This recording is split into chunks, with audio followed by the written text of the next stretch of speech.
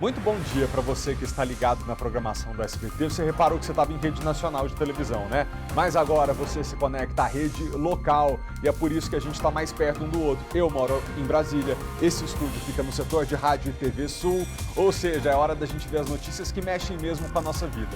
Alô, Distrito Federal, alô, entorno. Eu sou Felipe Malta e é hora de jornalismo responsável, sem perder o otimismo.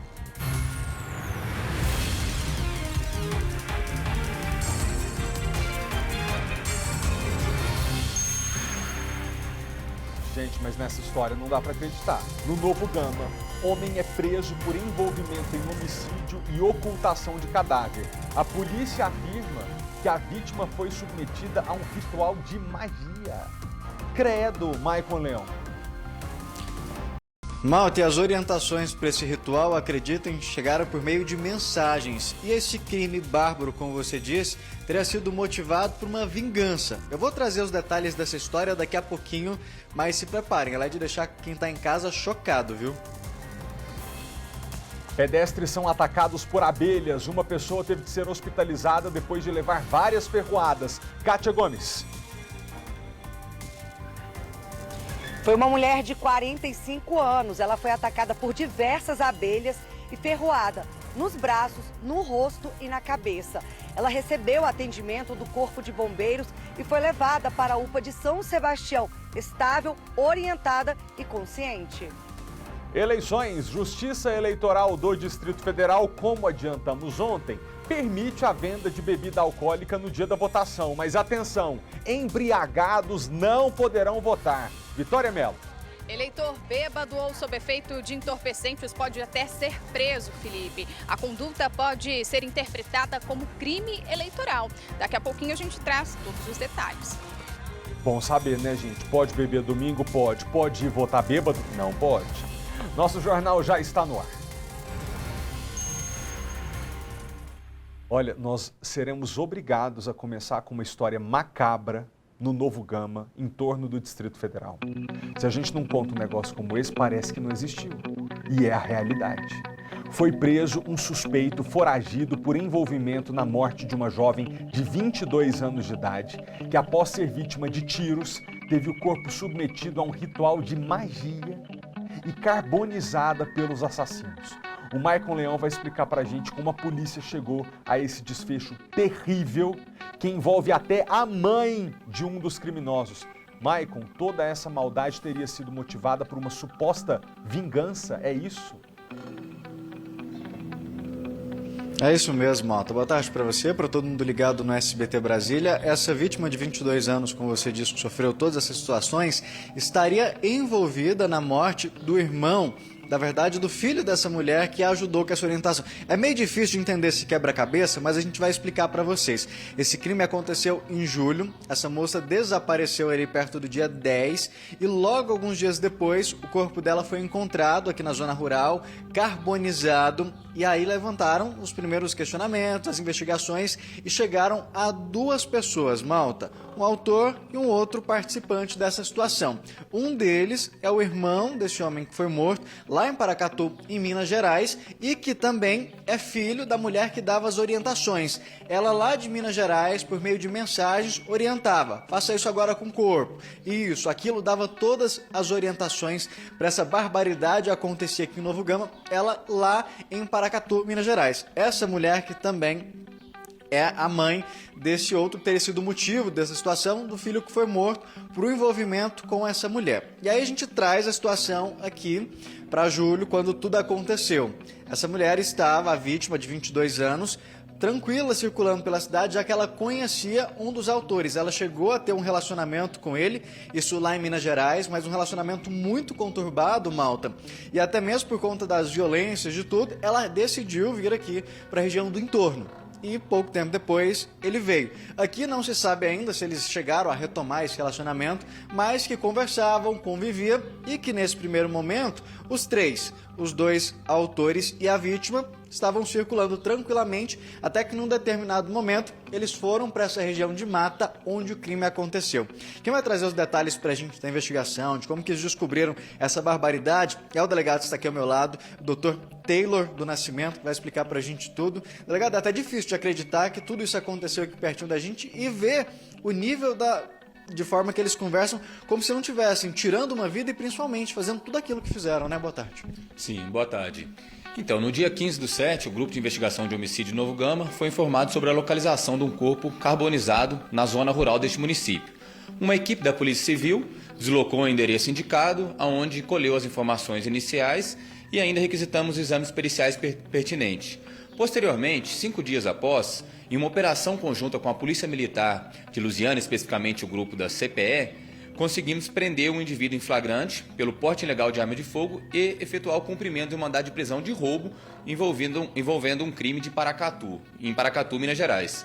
Durante essas prisões da operação, foi possível colher elementos que ajudaram a elucidar o caso desse corpo carbonizado.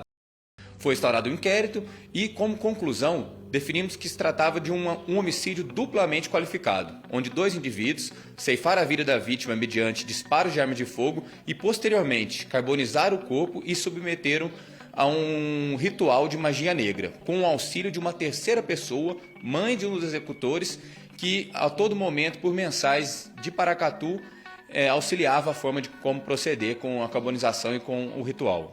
Malta parece ter uma pergunta pra gente. Oi, Malta. Não, na verdade eu tô aqui só abismado mesmo, Maicon. Você pode continuar a entrevista aí com o delegado. Se eu falei alguma coisa, foi de susto aqui no estúdio mesmo. Desculpa.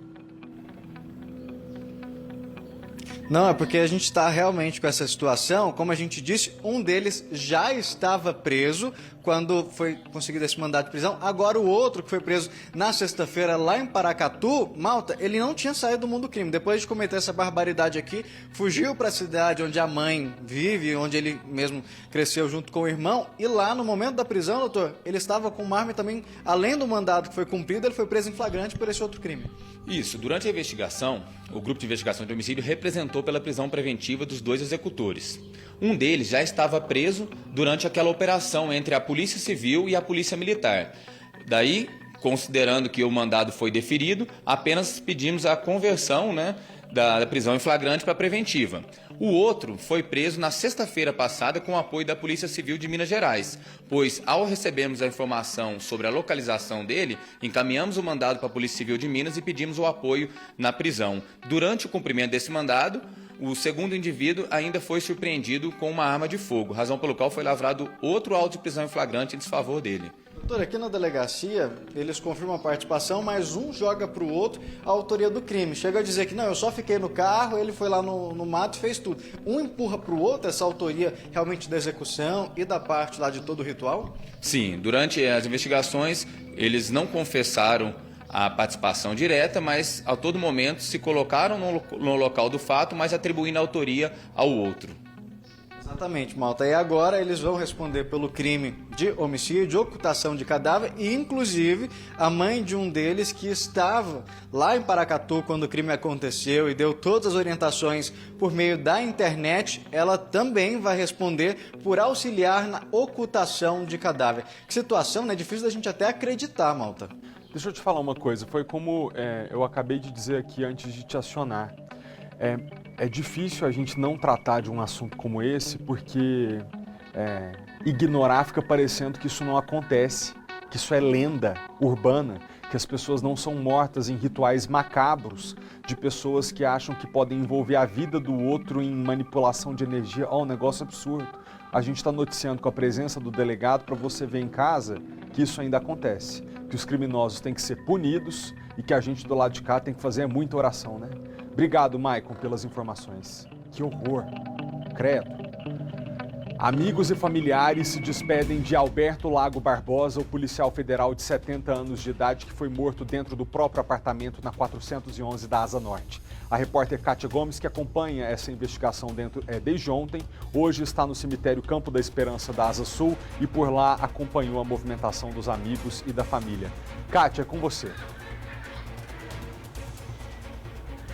Oi, Malta. O velório começou por volta das 8 horas da manhã. Os familiares estiveram aqui presentes, inclusive familiares que nem moram em Brasília também vieram. Eu conversei com um sobrinho dele que veio do Rio de Janeiro especialmente para o enterro do tio. O enterro foi por volta de 11 horas da manhã, né? Às 10 horas eles saíram de lá, seguiram até aqui onde nós estamos e por volta de 10h30 começou o enterro e terminou às 11 horas da manhã, né? Claro, todo mundo ainda muito triste, chateado, abalado e chocado com o que aconteceu, sem entender por que o Beto Rosa, de 70 anos, foi assassinado. Eu conversei com o irmão dele, que já tinha inclusive gravado entrevista com a gente. Ele disse que até o momento a polícia não passou nenhuma informação, não tem nenhuma atualização sobre já ter encontrado, né, o suspeito desse crime, mas ele disse que a polícia conseguiu imagens de câmeras de segurança de outros prédios, além do prédio dele, onde a polícia já teve acesso, inclusive viu o momento que um homem chega no apartamento do Beto e depois de 2 horas sai do apartamento, vai em direção ao carro dele, que estava no estacionamento, revira ali o veículo e vai embora sem o veículo. Eu até questionei se ele sabia se alguma coisa tinha sido roubada de dentro do apartamento. Ele disse que até o momento eles sentiram falta do celular do Beto. O celular dele não foi encontrado, o que seria até uma peça fundamental para a polícia para ver se havia ali troca de mensagens com esse suspeito do crime, né? Para quem não acompanhou essa história, vamos relembrar, o Beto ele estava desaparecido já desde sábado, porque a família tentava contato com ele e não conseguia. Na sexta-feira ele tinha feito um procedimento médico e tinha informado para a família que iria para casa para descansar. No domingo, a irmã tentou contato com ele, né? A irmã, inclusive, não mora no Brasil. Ela ligou para ele diversas vezes, não conseguiu falar e foi aí que ela alertou a família aqui em Brasília, dizendo: olha, o Beto não está atendendo as ligações, né? Estou preocupada. A irmã dele, né, e uma sobrinha foram até o apartamento, chamaram num apartamento ali no imóvel, não conseguiram localizá-lo. E como ele tinha passado por esse procedimento né, na sexta-feira e o carro dele estava no estacionamento, a irmã decidiu ir até os hospitais ali próximo da região que ele costumava frequentar. Isso na segunda-feira. Inclusive, o zelador do prédio e também a síndica já tinham ido até o apartamento, já tinham tentado falar com ele e não conseguiram encontrá-lo. E aí, depois disso, todo mundo procurando ali o Beto, o zelador voltou no apartamento e ele olhou por debaixo da porta e percebeu que tinha sangue saindo ali por debaixo da porta. Aí ele acionou a polícia, também avisou para os familiares e quando eles entraram, ele de fato estava ali morto na sala, né? A polícia ainda não revelou se existe algum suspeito, disse que está investigando, que tem novidades nesse caso, mas não ainda detalhou exatamente, né, quem teria cometido esse crime, né? A informação que nós tivemos ali no prédio é que o Alberto, ele costumava receber muitas pessoas no apartamento, né? Jovens ali de 18 acima de 20 anos frequentavam o apartamento dele. Enfim, o enterro, né, como eu disse agora há pouco, aconteceu, terminou por volta das 11 horas da manhã. Os familiares não quiseram falar, estavam muito abalados, mas um amigo dele, um colega de trabalho, conversou com a nossa equipe e disse que o Alberto era uma boa pessoa, um homem muito trabalhador. Vamos ouvir agora o que ele disse. Ficou todos da secretaria em choque, né? Um choque para nós. E as investigações estão aí, né? Vamos esperar o que é que vai dar nisso. Ele era policial federal aposentado, né? Prestava serviço para o estado do Amapá, sempre foi assim, né? Ele que recebia os governadores lá, todo mundo, entendeu? E a vida dele era tranquilo, era um funcionário assíduo, né? Não tinha necessidade, mas era, né? Porque ele nasceu profissional. E ele morava só, né? O que eu sei, até então ele não tinha mulher, né? O irmão dele trabalhava conosco também, tá até aí no enterro. E era tranquilo, essa morte dele pegou a gente de surpresa, né? Muito obrigado, tá, Kátia, pelas informações. Longe de nós querer fazer juízo moral sobre o comportamento desse senhor.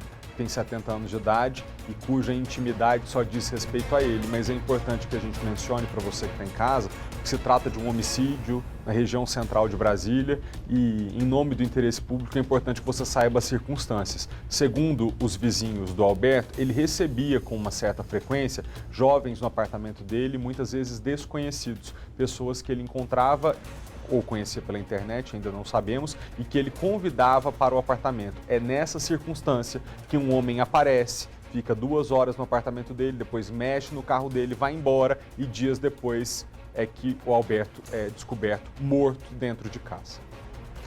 Bom, a gente fala agora sobre as regras do empréstimo consignado para quem recebe Auxílio Brasil. Elas foram publicadas ontem no Diário Oficial.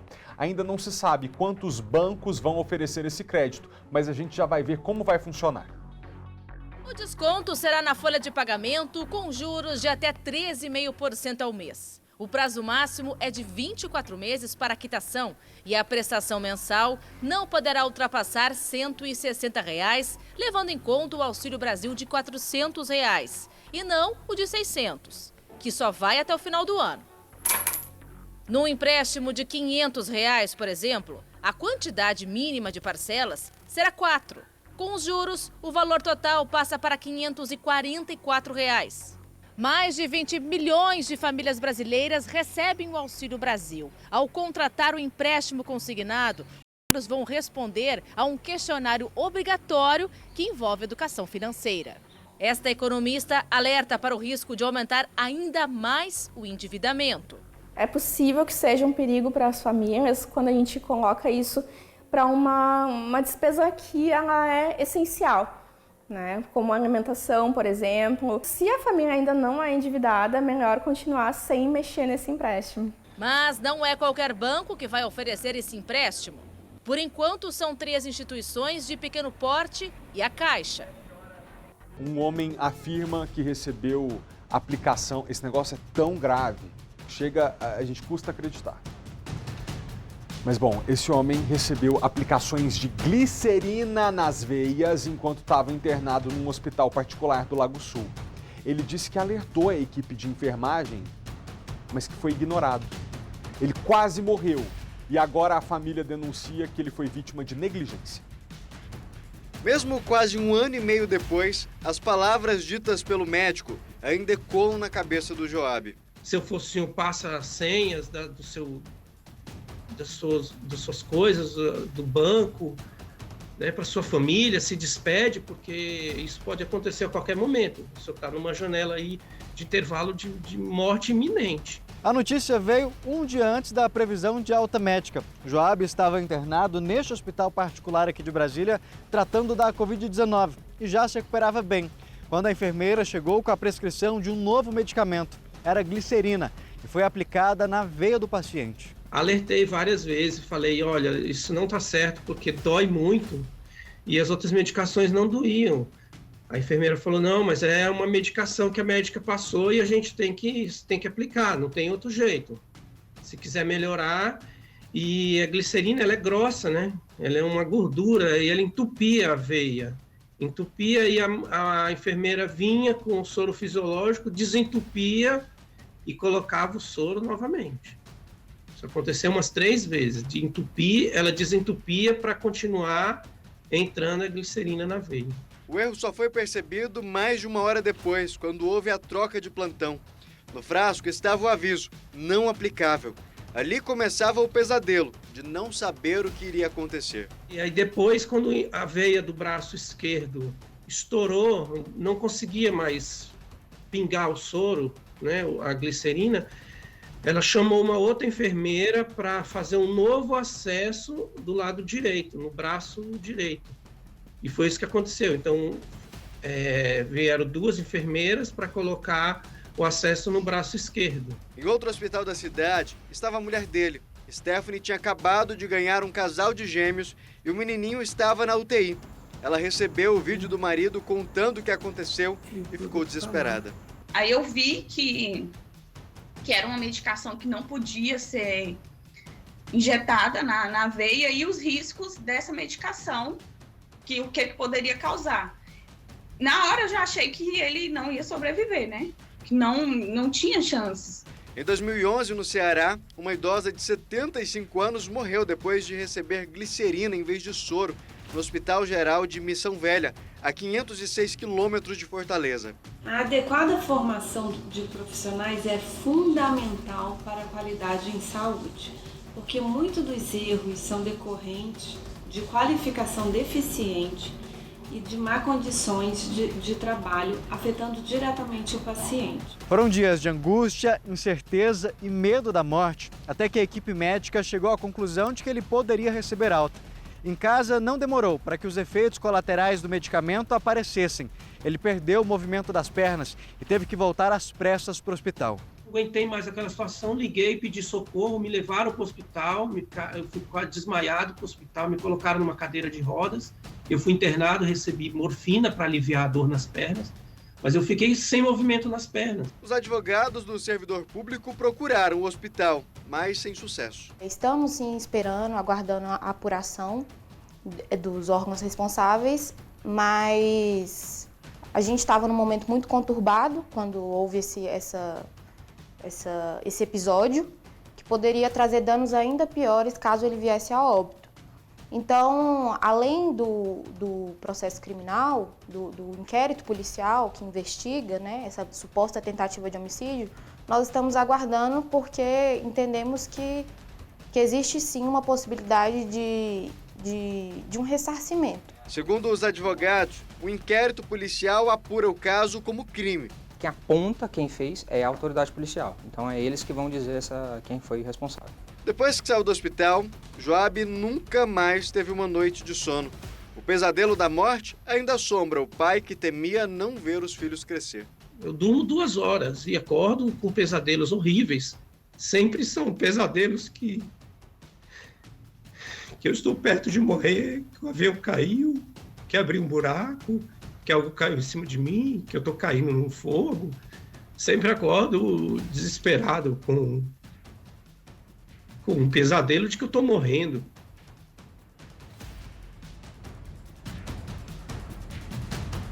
Quando você está numa unidade de saúde e dá seu braço para que um profissional de saúde encontre sua veia, perfure a sua veia e injete medicamento, você está fazendo um gesto de confiança de que aqui no seu braço vai ser colocado algo que salva a sua vida, que tira a sua dor, que contribui para a sua cura e não que te coloca em risco de morte. Isso é inacreditável e dos erros mais grosseiros que a gente já viu acontecer dentro de uma unidade de saúde. Isso é inacreditável. Trocar medicamento por glicerina na veia. Em nota, o Hospital Brasília, com quem nós tentamos contato, disse apenas que colabora com a investigação porque repassa todas as informações solicitadas pelas autoridades. E afirmou ainda, também e apenas, que acompanha o processo na Justiça. Agora é hora de eleições.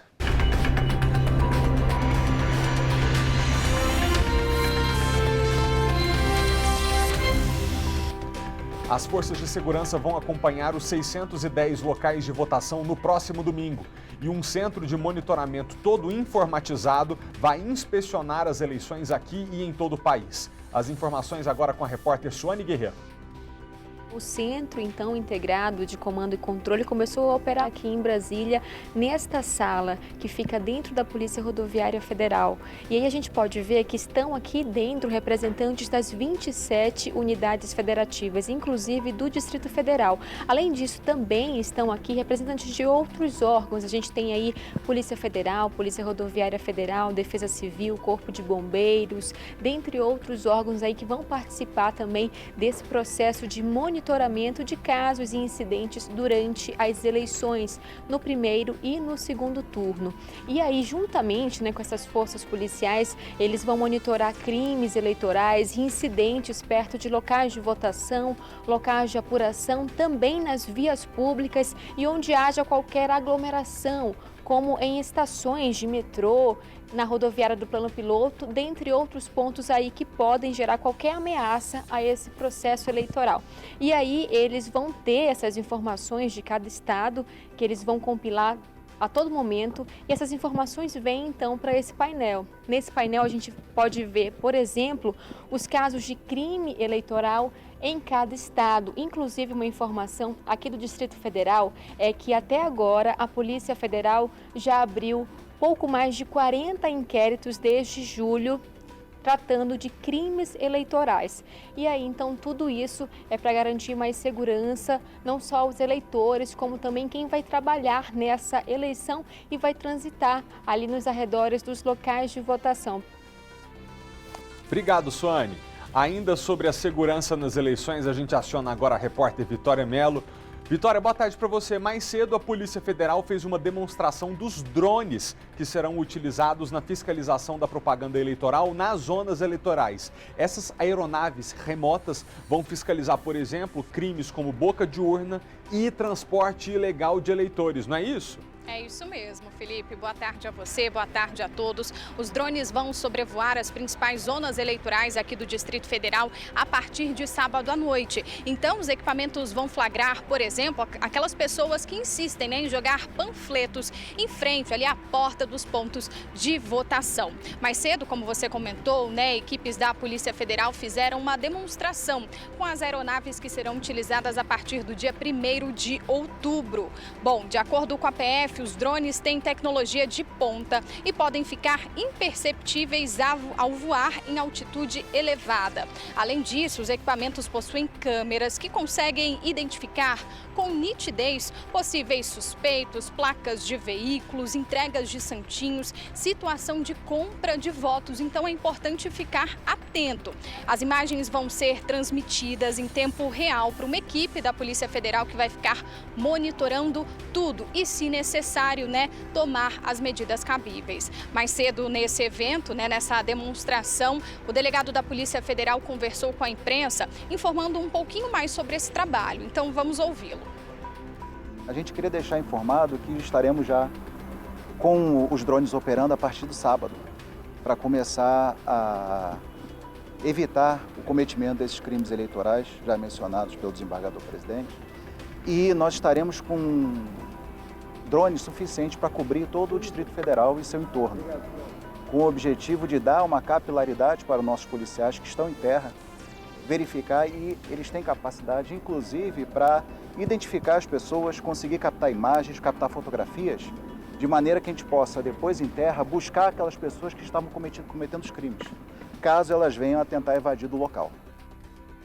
É importante aqui a gente mencionar o seguinte também, em qualquer dia do ano, você tem a liberdade de abordar qualquer pessoa que você quiser na rua, puxar um papo sobre política, talvez tentar convencer essa pessoa de votar no seu candidato, porque você defende determinadas pautas, mas é importante dizer que no dia das eleições, você não pode fazer isso. É um dia em que a sua liberdade de expressão realmente está limitada em prol da segurança do voto. Então, no dia das eleições, você pode manifestar apoio a determinado candidato? Pode. De que maneira? Colocando um broche, vestindo a camiseta, utilizando uma bandeira, com uma camiseta da cor do seu partido ou do seu candidato, isso não tem problema, essa manifestação silenciosa. Agora, aglomerações, manifestações em grupo, abordar pessoas chegando à zona eleitoral para tentar convencê-la de votar em determinado candidato ou em outro, isso não pode, é crime de boca de urna, perigoso a pessoa ser presa nesse domingo se fizer isso. Outra coisa, ontem mesmo nós noticiamos aqui no jornal que o Tribunal Regional Eleitoral do Distrito Federal liberou a venda de bebidas alcoólicas no domingo. Mas atenção, a Justiça Eleitoral veio a público ressaltar que não permitirá o voto da pessoa que estiver embriagada ou sob efeito de substância entorpecente. Ontem mesmo, Vic, nós falávamos sobre esse assunto, depende de cada localidade. Aqui no Distrito Federal a venda e o consumo de bebidas estão liberadas. No estado vizinho, em Goiás, depende de cada cidade. Agora, de qualquer maneira, votar bêbado não pode, é isso?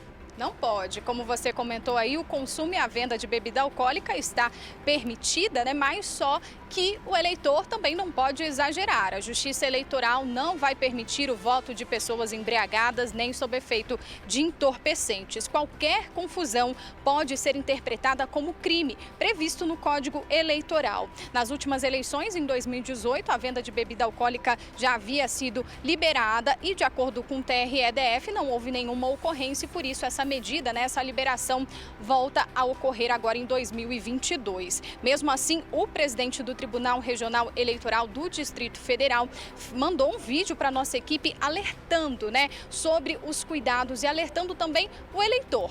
Vamos ouvir. A lei seca não foi determinada no Distrito Federal para essas eleições. Mas cuidado com o excesso de bebida. A Justiça Eleitoral não permitirá o voto de pessoa embriagada ou sob efeito de substância entorpecente. Qualquer desordem do eleitor poderá ser interpretada como crime eleitoral, sujeitando-o até à prisão. Cuidado com a bebida, tenha responsabilidade nesse pleito eleitoral. Sim, e aí eu acho que fica também aqui o recado para os donos de bares e restaurantes. Eu faço aqui uma sugestão que vocês reforcem nesse domingo a necessidade das pessoas terem parcimônia quando forem beber. Porque veja só, a venda e o consumo de bebida alcoólica estarem liberados neste domingo é muito bom para esse setor da economia que não perde um dia de atividade. É um domingo em que as pessoas, depois de irem votar, podem ir a um restaurante, podem ir a um bar, podem tomar cerveja. Se fizerem isso, não dirijam, evidentemente, mas é importante para esse setor da economia. Então, eu acho que também cabe aos proprietários desses estabelecimentos que reforcem com seus clientes.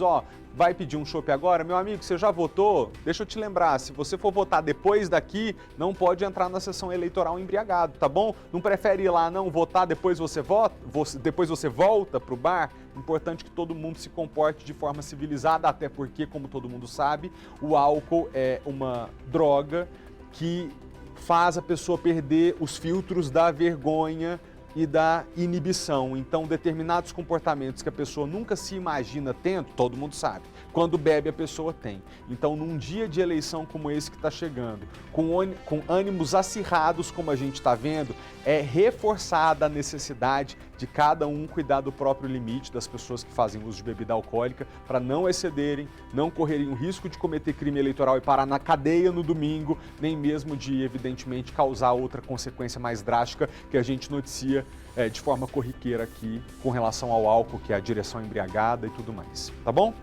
Você sabia que nas eleições o voto das pessoas analfabetas é facultativo? Pois é, a inclusão deles no processo eleitoral demorou mais de um século, mas tem gente que mesmo não tendo obrigação, faz questão de exercer esse direito. Para cerca de 66 mil brasilienses, uma ação simples, como pegar um ônibus, por exemplo, pode ser um desafio. Essa é a parcela da população considerada analfabeta na capital do país. Tem dia que eu penso assim, se eu soubesse ler seria bem melhor. Para esse público, até mesmo exercer o direito de votar parece ser mais difícil. O voto dos analfabetos, inclusive, não é obrigatório. Mesmo assim, segundo o Tribunal Regional Eleitoral, 17.588 moradores do DF considerados iletrados se cadastraram para ir às urnas no dia 2 de outubro. No auge da fama da Legião Urbana, Renato Russo cantava em meio a uma letra destinada a celebrar a estupidez humana que era preciso comemorar o voto dos analfabetos. Talvez sem saber, estava participando de um debate que durou mais de 100 anos, já que esse público só foi autorizado a votar a partir das eleições de 1985. Acho que sim, a Constituição brasileira ela deveria permitir também que o voto dos analfabetos fosse obrigatório, tal qual é para os demais cidadãos, porque isso ainda representa uma espécie de divisão dos cidadãos em duas classes.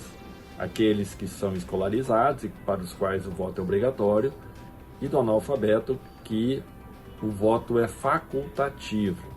Especialistas avaliam que o voto dos analfabetos tem o mesmo valor dos demais, mas que a alfabetização se faz necessária para que se desperte também um pensamento crítico nesse cidadão. Isso impacta no processo eleitoral, na escolha dos candidatos e candidatas que vão pensar as políticas públicas, inclusive para esse público, no nosso país. Mesmo não tendo obrigação, a dona Zaneide faz questão de votar desde a época em que os votos eram feitos em cédulas de papel. Era na caneta, que a gente tem que riscar aquele xizinho, Então eu levava minha colinha e dava certo. E agora com as urnas eletrônicas melhorou 100%.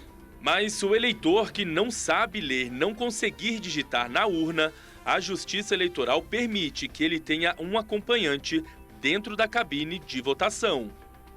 Ô, dona Zaneide, eu espero que a senhora tenha a oportunidade, tá? Que não demore muito para a senhora conseguir ler e escrever o próprio nome. É um mundo incrível que a gente descobre a partir da leitura e eu faço votos, torço bastante para que a senhora consiga se alfabetizar, tá bom?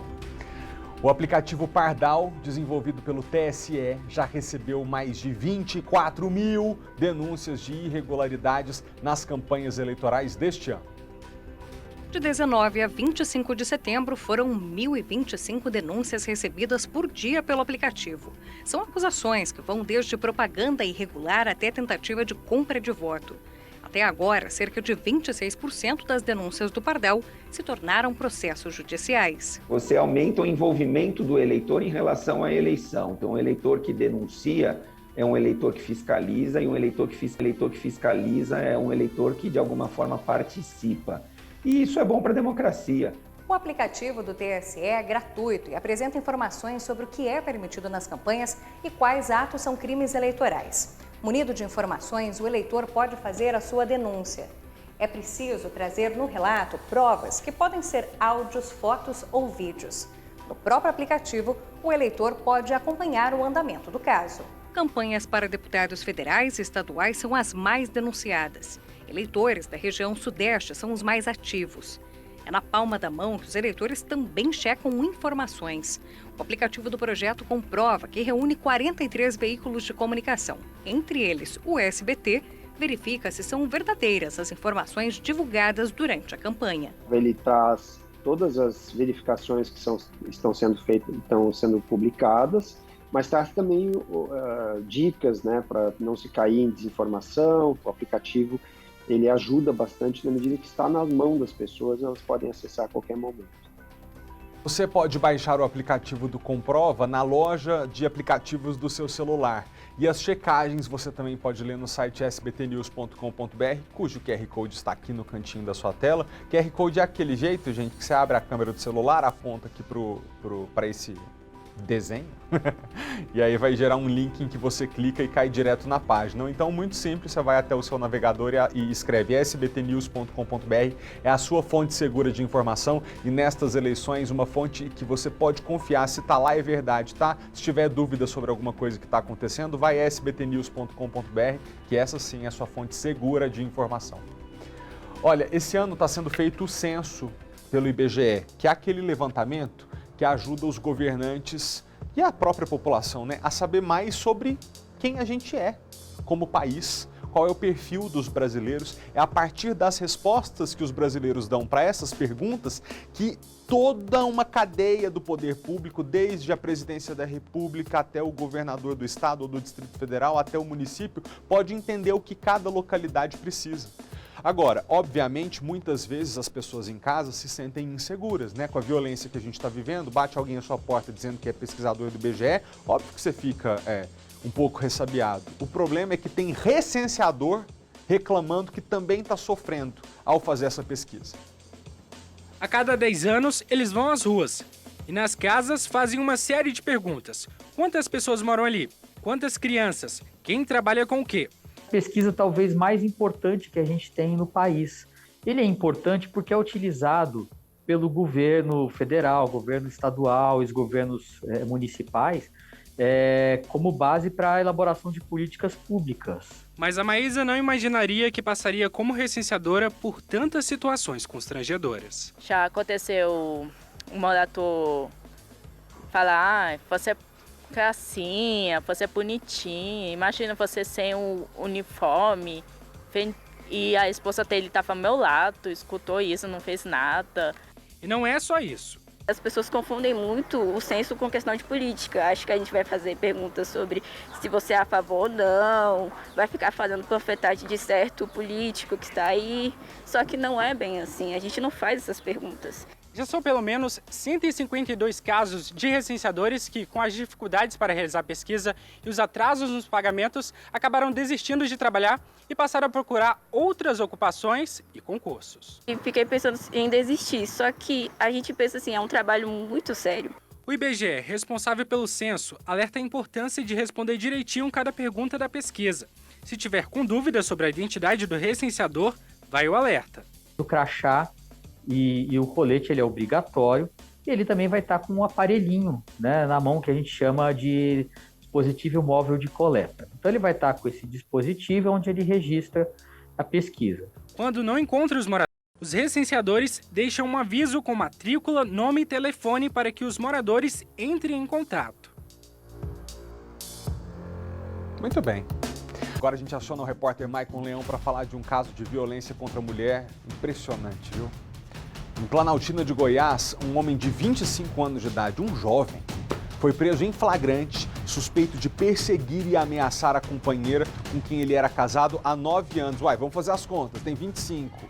9, tá com essa mulher desde os 16 anos de idade. E agora resolve perseguir a ex-companheira, sabe por quê? Por causa de uma dívida de R$10. Maicon Leão. Oi, Malta. Boa tarde novamente para você, para todo mundo que está em casa. Essa confusão teria começado, como você disse, envolvendo aí uma quantia de dinheiro que ele encontrou na bolsa dela. Pegou esse dinheiro, vamos falar bem assim, ele furtou esse dinheiro da bolsa dela e aí eles começaram a discutir, porque ele disse que não foi ele, ela falou que o dinheiro estava aí, só tinha gente aqui, como que não foi você? E aí começou a discussão, Malta, e ele começou a pegar objetos que estavam ali na casa e tacar nessa mulher. Ela tentava sair da casa, ele grudava nela e começava aquela tortura, aquela ameaça ali, até que num determinado momento, essa mulher conseguiu correr, saiu da casa e no meio da rua ligou para a polícia e pediu ajuda. A polícia militar foi até ela e juntos foram até a casa. Naquele momento que eles chegaram na residência, o homem, sabendo o que ele tinha feito, fugiu. Os policiais militares não encontraram o homem lá na casa e orientaram ela a procurar a DEAN lá de Planaltina e foi justamente o que ela fez. Ela foi até a delegacia, registrou o boletim de ocorrência e aí os policiais da DEAN começaram a fazer buscas na região e conseguiram prender em flagrante esse homem de 25 anos. E aí lá na delegacia, depois que ele estava preso, a mulher falou, não, agora eu vou contar tudo que eu já passei, Malta. E aí você se prepara porque a história ela vai ladeira abaixo. Eles estavam juntos há 9 anos e foram 9 anos de violência, de xingamentos, de pancadas, agressões, de tudo que você pensar, ela já foi vítima deste homem. Inclusive, a gente tem um print que mostra uma dessas violências em que ele ameaça essa mulher, se ela voltar para casa, que ela vai ser morta. Ele chega a falar, olha, se você não quiser que a sua família precise te enterrar, você dorme na casa da sua patroa aí, faz o que você quiser, mas não volta para casa. Se você voltar, eu vou te matar. E segundo ela, isso aconteceu várias vezes. Essa vítima, que também tem 25 anos, estava junto com ele há 9 anos e, Malta, ela viveu 9 anos de sofrimento. Mas que nesse dia aí dessa confusão, ela decidiu pôr um basta. Ela falou, não aceito mais, pediu a ajuda da polícia militar, que depois levou para a polícia civil e lá, no momento em que ele estava preso, aí ela falou, eu vou abrir tudo que eu já sofri. E entregou prints, vídeos, uma série de coisas, Malta, que ela veio documentando ao longo desse tempo de sofrimento. Ele foi preso justamente por agressão, por perseguição, stalker, que é aquela nova lei, e até mesmo por injúria. Ele chamava essa mulher, Malta, de palavras que eu não tenho coragem de repetir aqui na televisão. Mas uma das frases era, você é um saco de lixo. Isso por conta do tom de pele dela e várias outras séries de coisas que ele fazia com essa mulher. Então, por várias e várias vezes, ele teve a chance de matar essa mulher e não conseguiu por milagres. Isso ela conta na delegacia. Felizmente, ele foi preso, a prisão foi convertida, ele foi levado para o presídio e essa mulher tomou coragem de registrar toda essa situação e os policiais lá de Planaltina agiram capturá-lo no mesmo dia. Mas claro, a mulher segue agora com um trauma que se arrastou ao longo dos 9 anos, mas que foi fundamental nesse dia ela ter essa postura de conseguir sair de casa, pedir ajuda e seguir até a delegacia e depois dele ter sido preso, abrir essa caixa preta desses 9 anos que ela veio sofrendo na mão desse homem, se é que dá para chamar de homem, né? Nessa situação, 9 anos de violência, ela foi espancada, agredida, humilhada, uma série de coisas que não dá para aceitar num relacionamento, né?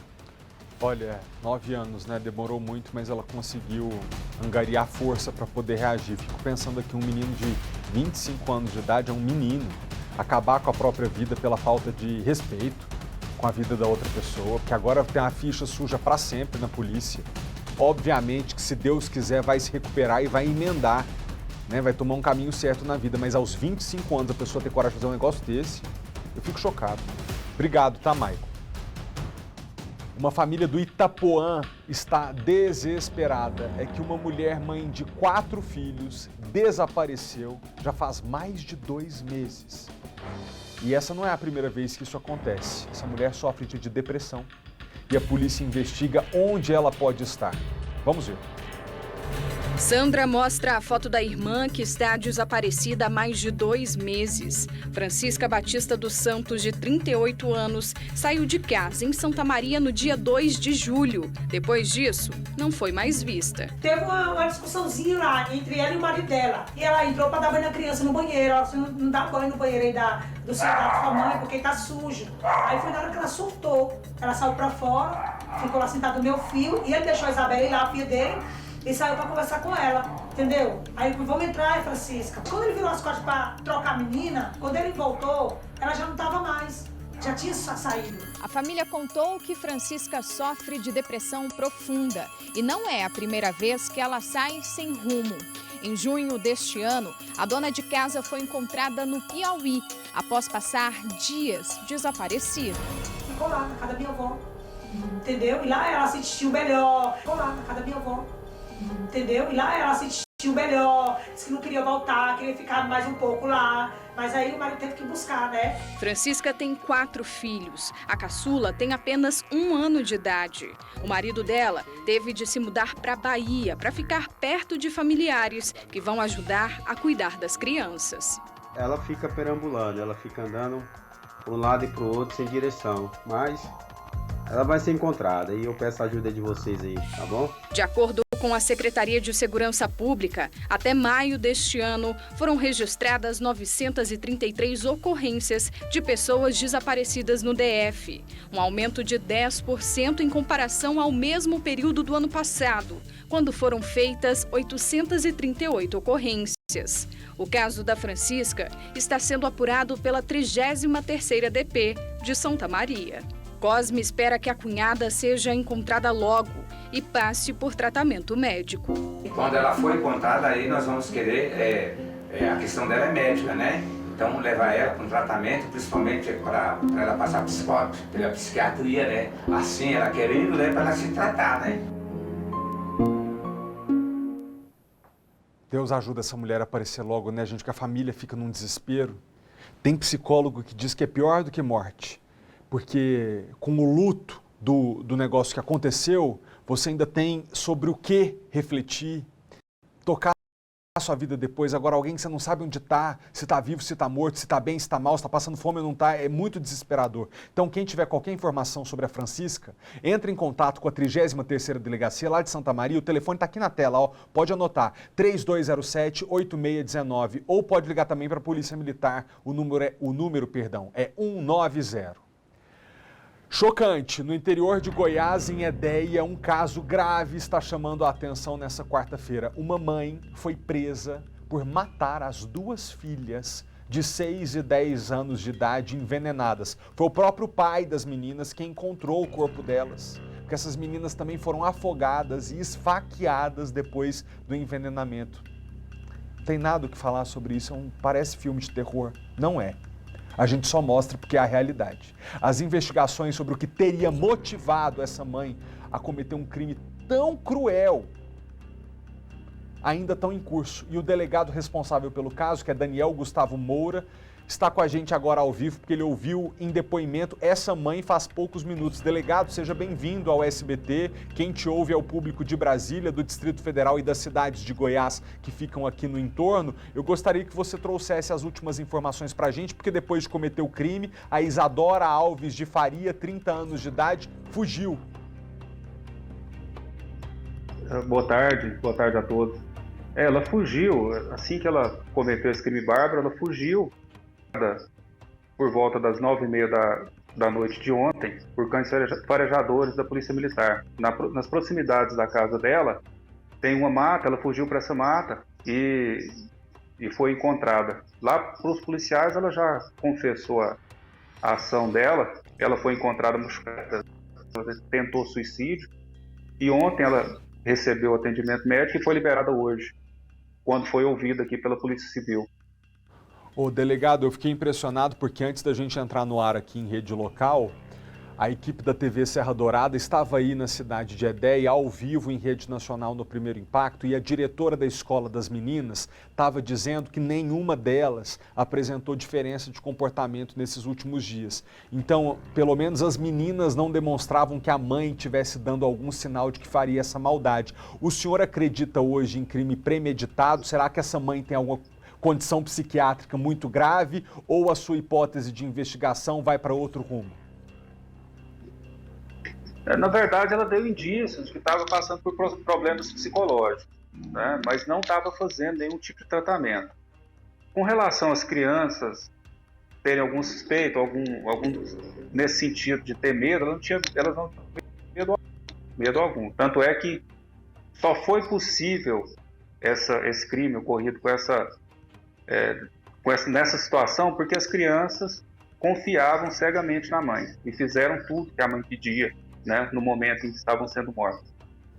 Pois é, aí eu termino perguntando para o senhor, foi possível o senhor sondar alguma motivação para isso, há algo que a mãe consiga explicar ou por enquanto ninguém sabe o que aconteceu direito?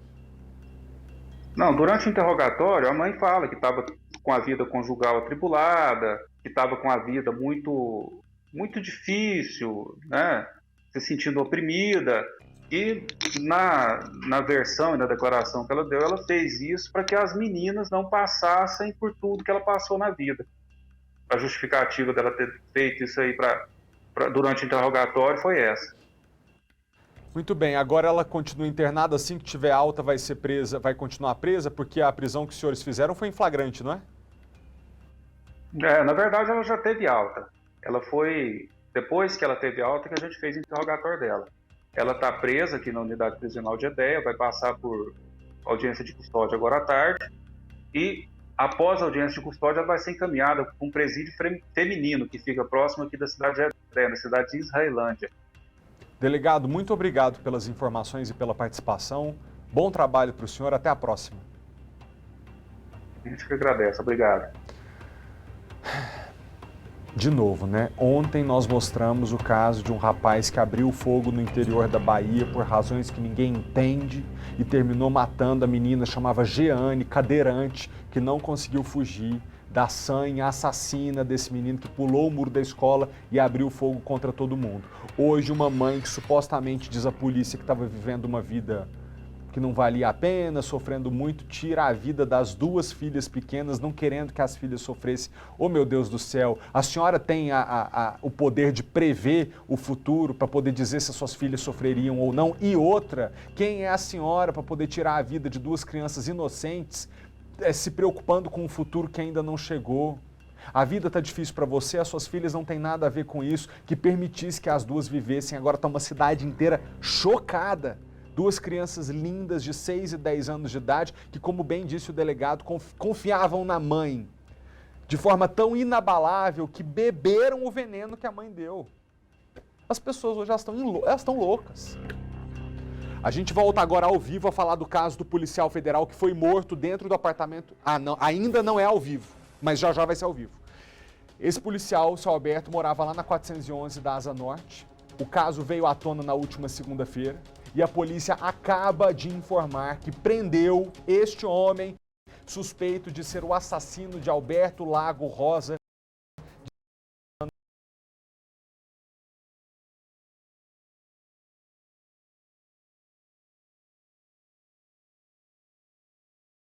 ainda nesta edição com outras informações. Você está vendo na tela a imagem do homem que entrou no apartamento do seu Alberto, permaneceu ali durante 2 horas, depois saiu, mexeu no carro desse policial federal e só dias depois que o policial foi encontrado morto dentro do apartamento porque uma pessoa viu sangue saindo.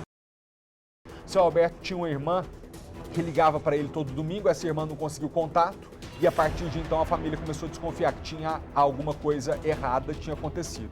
Então daqui a pouco, a Kátia já pode falar com a gente ao vivo? Kátia Gomes, você está de volta ao vivo no jornal e a gente quer saber que informações você tem.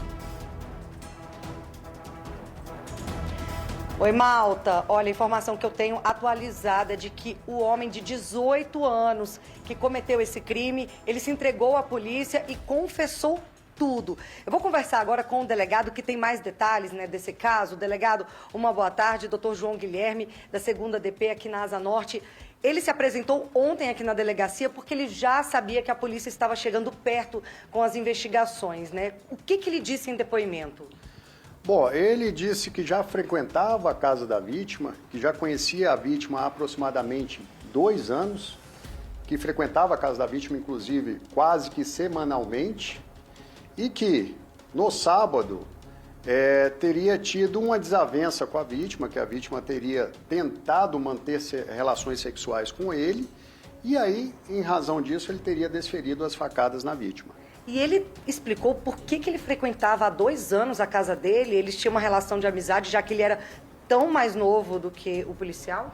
Bom, segundo a versão dele, né, da pessoa que foi presa, a vítima o chamou no Facebook e, inclusive, prometendo uma ajuda para ele.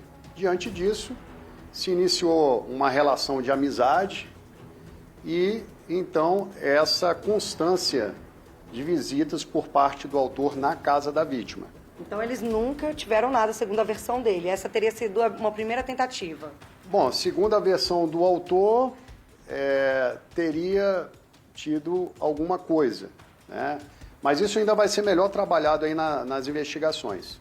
Delegado, ele explicou por que ele entrou no carro da vítima logo depois de ter saído ali do local do crime?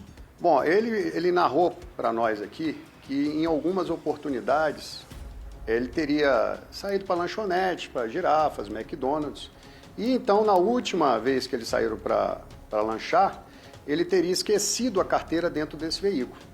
Então, após o cometimento do crime, ele foi atrás da carteira dele, saiu do carro e deixou a chave dentro do carro. Ele não levou nada, né? A família narrou pra gente que deu falta do celular do Alberto. Bom, até o momento não se pôde evidenciar isso. Apesar do celular até o momento não ter sido encontrado, não há ainda uma constatação de subtração de pertences da vítima. Delegado, e como que ele foi morto? Foi a facadas, né? O que de fato fez com que ele morresse? Bom, a causa da morte foi de fato as facadas, né? 2 nas costas e outras na perna. E o crime foi na sala mesmo? Ele ficou ali deitado sangrando? O crime foi no apartamento da vítima. Enfim, teve uma cena, segundo o autor, de confronto. Então, vamos dizer que esse cenário ele teve vários locais da residência. Daí porque tem muito sangue. Vocês, inclusive, conseguiram apreender a bermuda que ele utilizava no dia, as sandálias também? Foram apreendidas aqui a sandália utilizada pelo autor no momento do crime, a bermuda utilizada no momento do crime e as chaves do apartamento que foram levadas pelo autor e abandonadas logo após nas proximidades do prédio. Em relação ao crime em si, delegado, ao momento ali em que ele decidiu matar, ele falou o que aconteceu, como é que teria sido essa briga entre os dois, por que ele chegou ao extremo, né, de matar o Alberto? Bom, ele trouxe na versão dele de que a vítima teria fechado as portas do apartamento, teria tentado manter relações sexuais com ele e depois, segundo a versão dele, né, a vítima teria em dado momento ter ido com a faca na direção dele. E aí ele pegou uma faca na cozinha e teve esse episódio. Mas existe alguma marca nele, algum ferimento que indique isso? Que nós tenhamos constatado, não. Até o momento, não.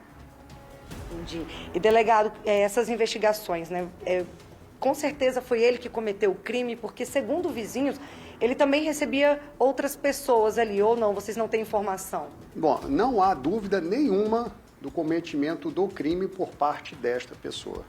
Tá? Não só em razão dos exames periciais, mas pelas vestimentas do crime, pela localização das chaves e pela própria confissão dele, que se amolda, em parte, com muito do que foi constatado pericialmente. Delegado, é bom a gente informar para todo mundo, né, que por conta da lei eleitoral, ninguém pode ser preso. Mas, no caso dele, ele não tem título de eleitor, ele não vota. Então, nessa situação, o senhor conseguiu pedir a prisão. Exatamente, né? Essa pessoa que foi presa, ela não tem título eleitoral, logo ela não é eleitor.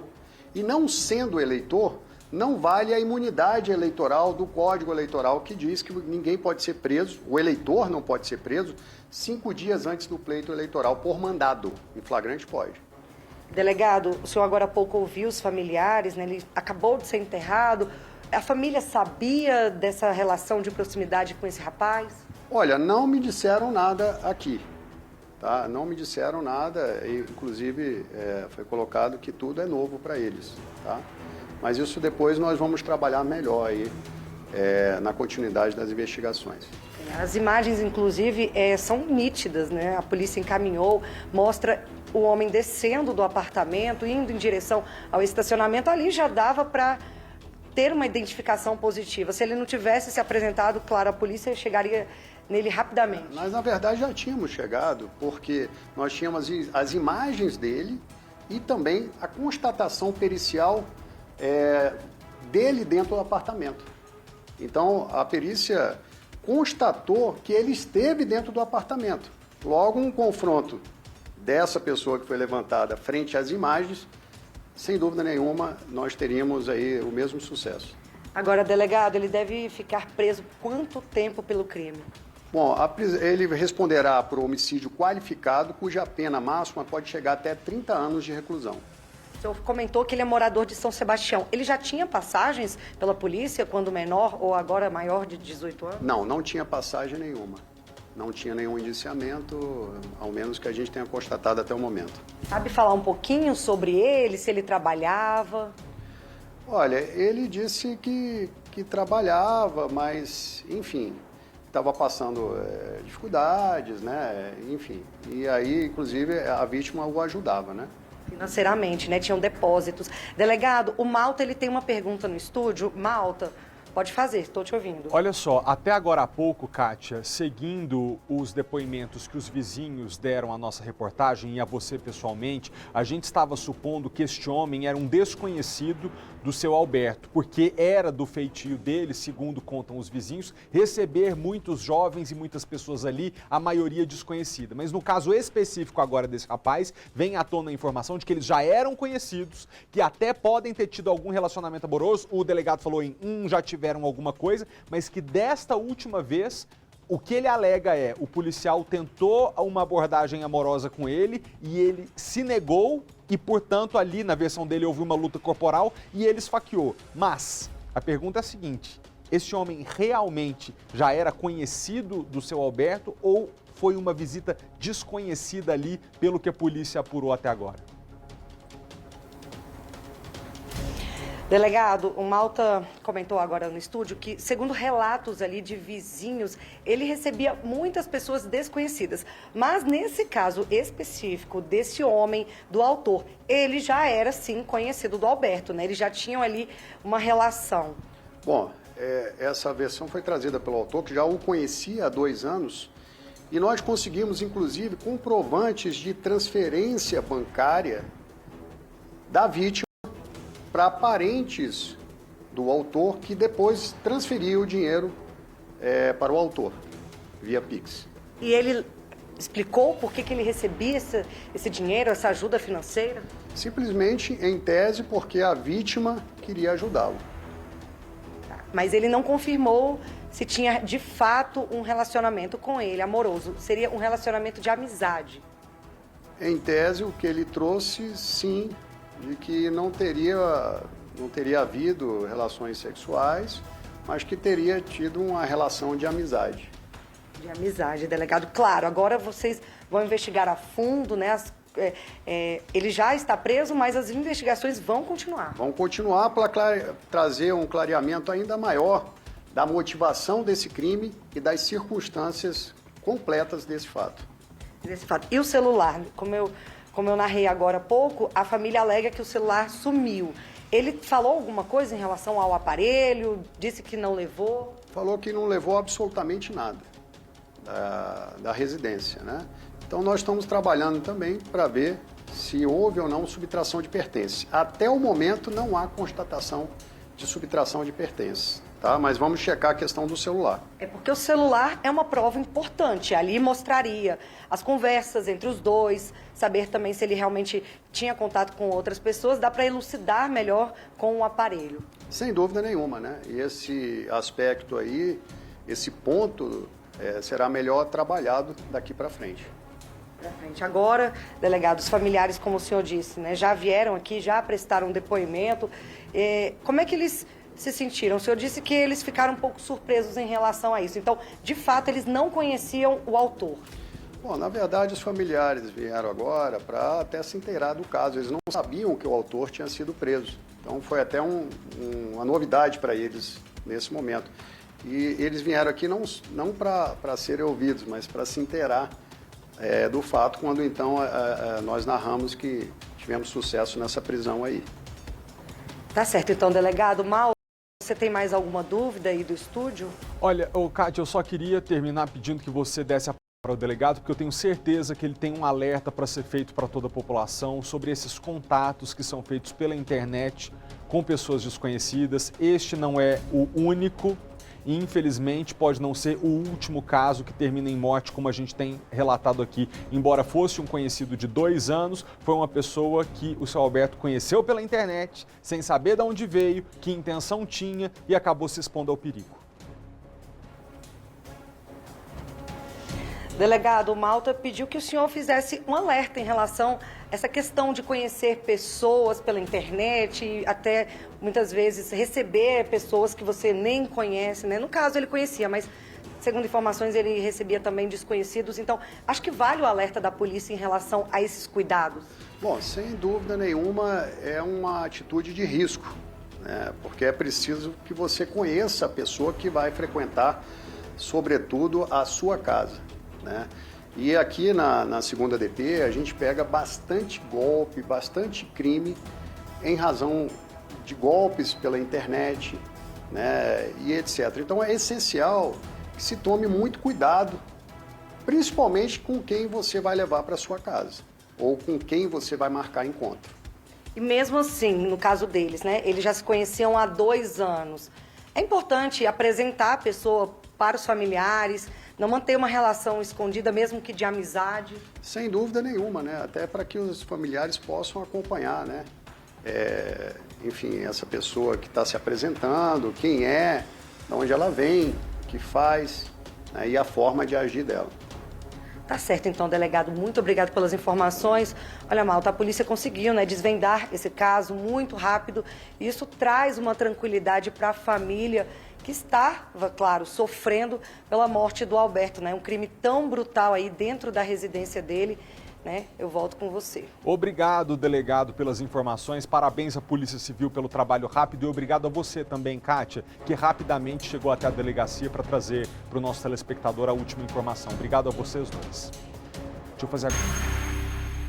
A gente está de volta só para prestigiar você que nos acompanha todos os dias e que merece aparecer na tela do SBT. Hoje o nosso forte abraço vai para o... Boa tarde, Felipe. Manda um abraço para mim. Eu sou o João Vitor e também para o meu pai, o tio Tonho, aqui em Águas Lindas de Goiás. Que gracinha. Muito obrigado, viu, João Vitor, pela sua audiência, por colocar sua família todinha para assistir o jornal aqui no SBT. Foi a Luziene. Deixa eu ver se a Luziene é a sua mãe. Se não é sua mãe, é sua tia, mas eu acho que sim. Para toda a família, muito obrigado, tá? Você que tá em casa, se tirar uma foto desse jeito aí, ó, e fizer uma selfie com o nosso jornal, manda para @FelipeMaltaTV, que a gente sempre tira um minutinho aqui para te agradecer e te prestigiar. Obrigado pela companhia de hoje, voltamos amanhã. Tchau!